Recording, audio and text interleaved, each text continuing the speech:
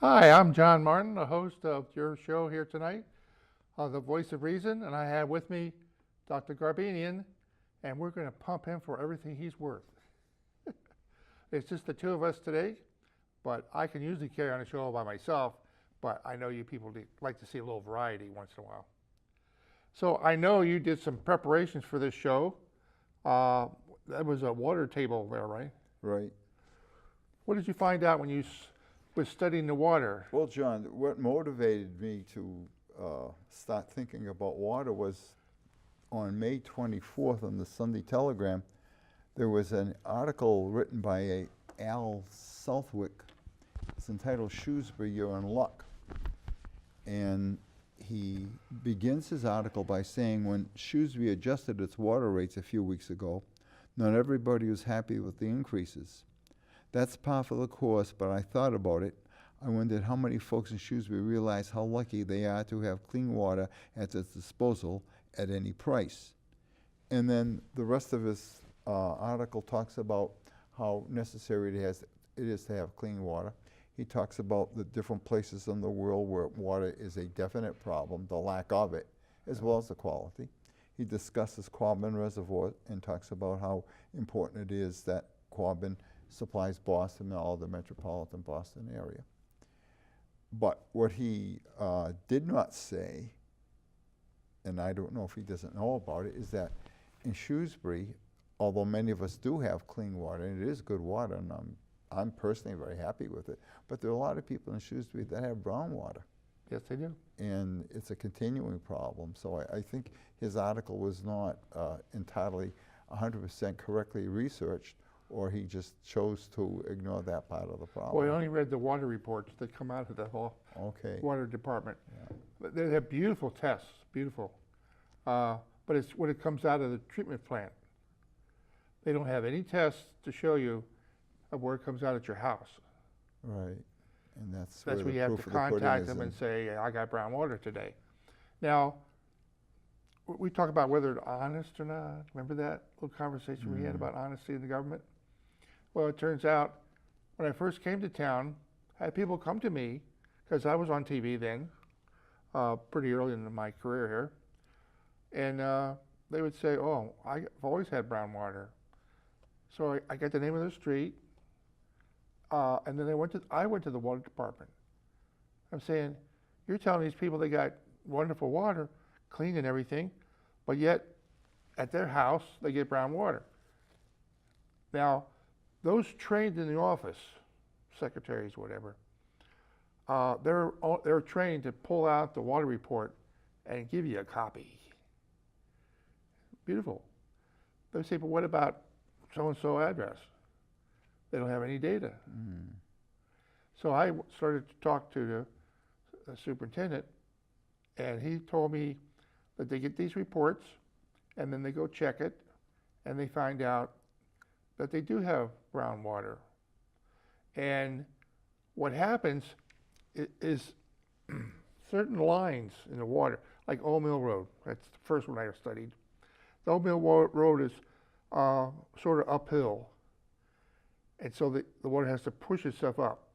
And when it does that, it scrapes the pipes on the inside. And what you get is minerals from inside the pipes arriving at your house on that street. What they do is then they get ahead of that, and then they flush it. They do reverse flushing. It goes on the ground, but they do count how much water they're expending that way. And that is a procedure to get rid of what I call brown pipes, to flush it. But it doesn't last very long if the pipes are really deteriorating to the point of getting, I guess it's sort of grabbing stuff as it goes by and holding on to minerals. And so there was big discussions about replacing pipes. They refused to replace more than, 5% of the system in any given year. So they had one guy in charge of deciding which pipes would be replaced. And it had to do with when it was put in the ground and what it was made out of. Nothing to do about performance. So if it was all steel pipes are bad. compared to clay pipes and other kinds of piping that they can put in the ground. And so if you got like a clay pipe situation, they won't touch it for 50 years. I mean, really long time. Because they don't break. You know, see, that's another thing. They look for, if you can't constantly get a break report, if pipes break, and so then they'll worry about replacing that pipe. Which goes to my story about me watching I saw a pipe break on Lake Street in person. I pulled up to the light, and then this bunch of water comes streaming down the hill. And before the light changed, the water department was there. That's very good. I don't know how they were that That's fast. a good response time. Yeah, and they started digging. You're right. Because the pipe broke in the ground, they had to dig it all up and replace a section of it. Later on, I found out that it was a candidate to get pipe replacement because it was breaking all the time. I got to the town engineer. I said, "What is going on?" And he says, "The earth on that street, because it's uphill, keeps sliding and breaks the pipe." Yep. Au naturel. Well, these things happen. We just have to It attend just to happens. it. Right. But they know it breaks, so they were going to put in a steel pipe that was the strongest they could get to put, to Right. To hopefully withstand the movement withstand of the the strain. And so I was saying, this is really weird. But I did make it to my car earth. You're lucky. because there was a downhill place right in front of where I was, and it just curved around and went downhill. Did it flood at all? I mean, where you were, did you notice? Did it form? Did it flood at all? Did it make a place where maybe the traffic could not go through? No, it just kept on the side of the road. Okay. The next thing down was a farm.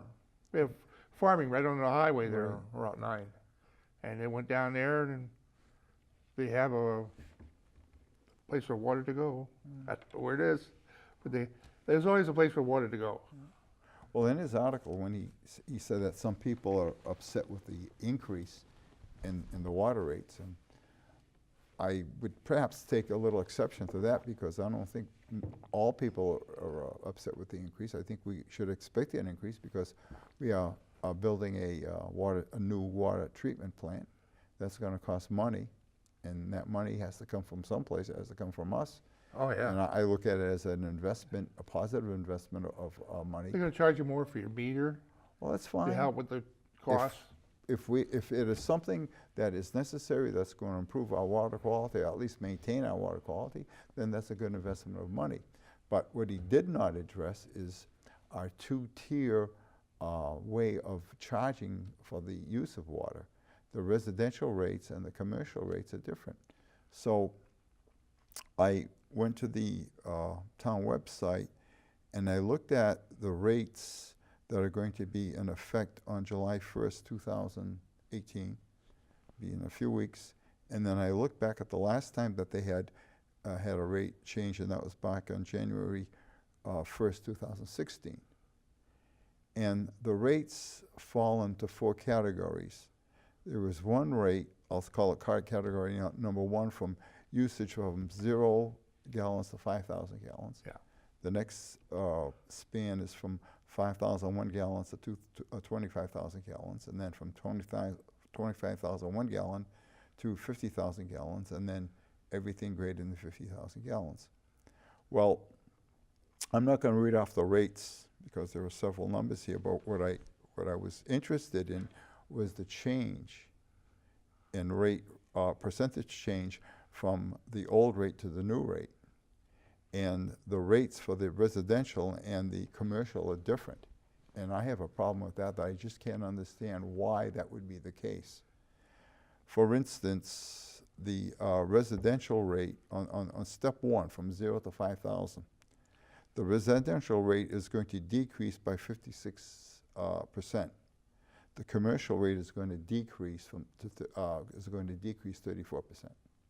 The way I figure it, because in January 1st, 2016, it was a $24 flat rate for residents and a $40 flat rate for residential, for commercial.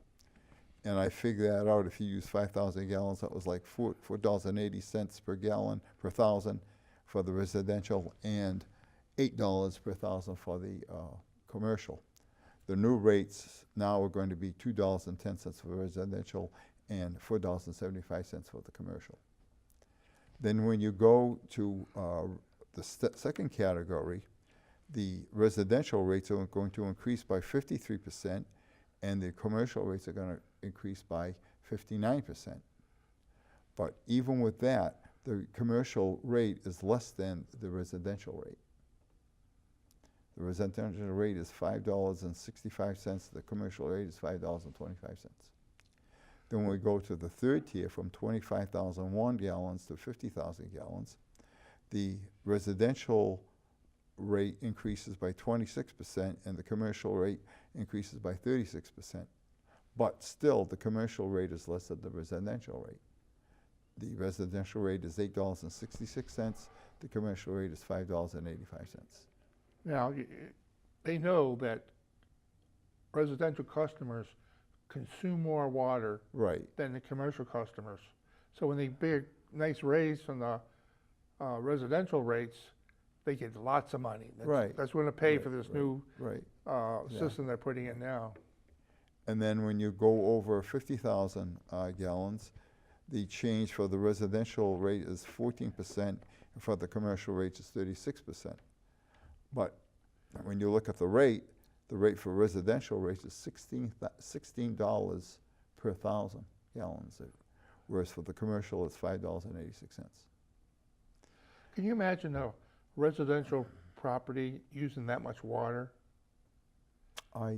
Can you picture it? No, I can't personally, but maybe there are some places where that does happen, but I don't know what they would do to consume that much water. I have no feeling for that at all. Well, they've had some discussions with that about water on TV, and they have talked about the fact that some of the commercial customers are very low usage, like a business office, Right. where you only got a bathroom or something. They don't use very much. But some of these residential people must be tied into their personal greenhouses. I don't know, John. They're using lots of water. I mean, you get above 20,000 gallons, man, you got a swimming pool. Yeah, I suppose so. I suppose so. And you're not allowed to buy water for Yeah. a swimming pool in this town. What I also went into was I looked at 2016 and looked at the difference in the between the commercial and the residential rates by percentage. Back in 2016, with those rates on level 1 on usage, the commercial rate was 40% more than the residential rate. The next step, the residential rate was 11% more.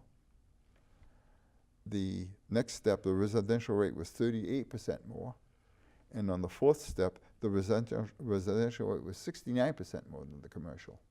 Now with the new rates, the tier 1, the smallest amount of consumption, the commercial rate is 56% more than the residential. But then when you go to the remaining rates, remaining tiers, tier 2, the residential is 8% more, then 48% more, and then 173% more. So you can see that looking at these numbers in terms of when you compare the two rates, the residential rates are essentially carrying the commercial people. And for some reason, I think that's unfair. When we look at real estate taxes, our real estate rates are the same whether you own a business or whether you own a shed. It's the same. Our residential rates are the same. So therefore, why are the water rates unequal? I don't see the logic of it. I've never heard any explanation as to the great inequality. If there was some inequality, but it was slight, you'd say, well, it's slight, it doesn't make any difference. But these are some very distinct percentages that are, the burden is falling more on the residents than the commercial. I don't understand. And I've never heard any logical explanation. And that's They the have question. explanations, but nothing logical. But they're not logical. That's sad, I think. But the other show that we've been associated with in the past, Shrewsbury Responsible Taxation, continues to do all the numbers, print them up, put them on the screen, Right. emails, letters. I know John Luke has mails letters to the selectmen and the water department, and he has been able to unresolve anything in the over 15 years he's been doing it. They don't want to listen to him. I mean, they say, yeah, John, you're doing good, but they don't follow his lead. He thinks it'd be very easy for the commercial customers to pull their weight as far as cash flow with just a few changes in the rates. Right. Oh, yeah, they could make these rates more equitable and still maintain the level of income they need. I know that has to be preserved. I'm not arguing that point at all. We need to have money to run the system properly. Surrounding towns have commercial customers and residential customers, and all their rates are equal. Right, there, yeah. How can they do it and we can't? Right. Shrewsbury is a very small minority of towns that have unequal rates, but the difference in the rates is significant. I just read off the percentages. It's a big difference. Big difference. And like I said, even with small adjustments, they could get the money they need. I mean, they wouldn't have to go to equal, but they could get it a lot closer. Right. By making adjustments on the commercial rate going up instead of down, which was one of your examples. It was going down instead of up. And at the same time, I think it could encourage conservation of water by everybody in the town, not just the residential people, but the commercial people. Well, we sell these big cans that you put under your downspouts so you can water your lawn and flowers and everything right out of natural water. Right. But the downside about that is that is stagnant water, and that's a good place to breed mosquitoes. And that's another problem. It could create a problem. Stagnant water is not a good place to have. It's not good to have stagnant water near your home. It's a breeding ground. Well, I don't do any of that special watering. I used to check how much consumption my family was using water, and there was a formula from the state where they wanted you to be on consumption. I've always been under their number. Always. Didn't matter what I was doing. And so some people are just wasteful, I guess. I don't know. I know there's one residential address close by my home. It has an automatic lawn sprinkler system. I should never have one of those. And the sad part about it is that it will be in operation when it's raining. Of course. It's on a timer. Not that doesn't have its own weather band. And the people just do not bother to adjust the timer or to shut off knowing that it's going to rain or knows that it is raining. And that's something I really can't understand. And they're paying for it. They're paying for it. Well, as long as they're paying for it. But still, it's a waste of water, John. Yeah, but we find more water to pump up every time there's a crisis. I remember one year they were going to, there's a big lake in Westboro, right off of Route 9, and they got permission to run a pipe and suck water out of that lake and run it into Shrewsbury. And, well, they got it from the state. Well, they got it from the city. When they went to the state says that's not a good place to get it because you have houses right on the edge of the lake, which makes contamination of the water. And so that deal fell through. We've always been looking for more water, and we find it somewhere. We were going to buy water from Worcester, which they get from reservoirs. They have like 9 of them. And that fell through one year because we would have to stop pumping. I think somebody's making money on pumping. We stopped the pumps and bought all the water from Worcester or some other place. I think somebody be going broke because we're getting ripped off somehow terrifically, Yes. pumping water.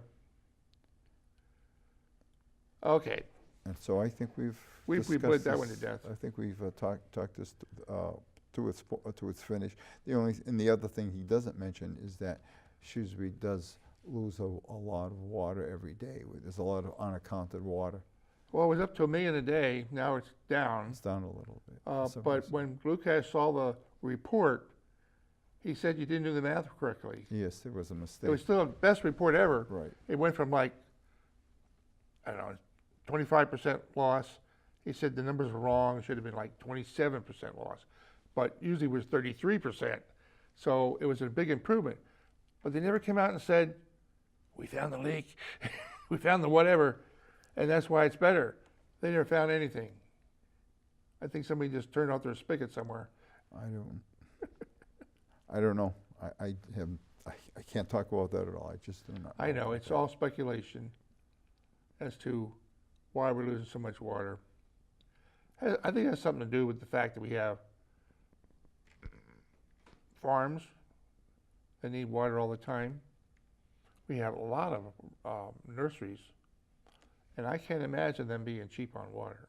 No, but their water usage would be accounted for. They have meters, don't they? They have meters, So don't they those, have big meters. so aren't those meters correctly regular? Well, that's the whole rec- point. When we recording? had a program to replace meters, it was only the smaller ones found on commercial or residential properties that were being replaced, not the big ones. They never replaced the big ones? As far as I know, they never replaced a big one. And they've even checked one. You know, they could put a parallel pipe in and put their own meter in and then make sure how accurate the one in the ground is. And they haven't done that. So if they haven't done that, maybe the problem lies Yeah. there. I think some of these places, when they were built, have more than one line going into the property. And they just never but metered one. I think that's the secret. But doesn't the town know about that? No. Why wouldn't they know how many water pipes are going into one particular location? Poor records. I see.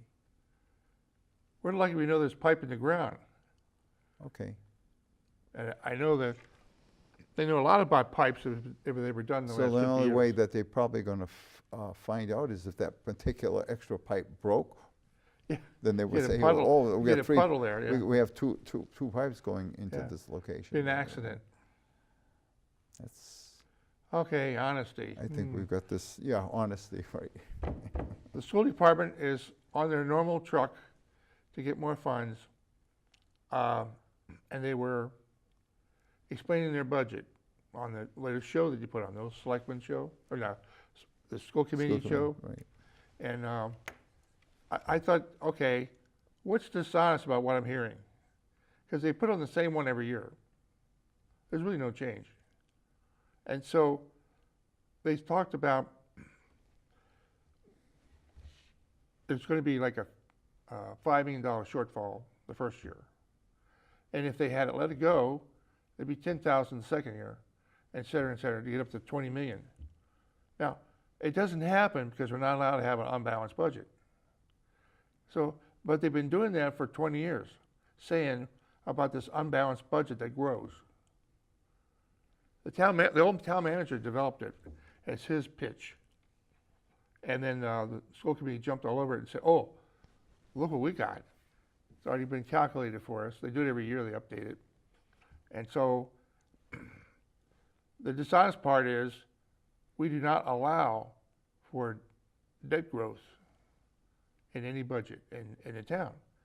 It's against our rules. We have to have a balanced budget every year and keep it balanced. Right. And so there was a whole presentation with all this material flying up on the screen that is not the way it is. It's a fiction. Now, I remember listening to one of the committee meetings this year, and they were saying, oh, we're getting in trouble, and it will be a crisis in about 3 years. Well, how did they come up with a number like 3 years if you have all this growth and debt every year? And so I'm looking at it, I'm saying, somebody's not saying something correctly here. What one of the committee member was saying was that they'd have no more cuts to make. They cut every year. And I looked at the list that they put up first in the budget process, and the first one on the list was eliminate foreign language in elementary schools. At the latest meeting, they said it sure would. 5th and 6th grade will get the cuts in foreign language, which means the following year they could cut it in the 7th and 8th grade because that's an extra course that's being taught. And so there must be other things that are extra.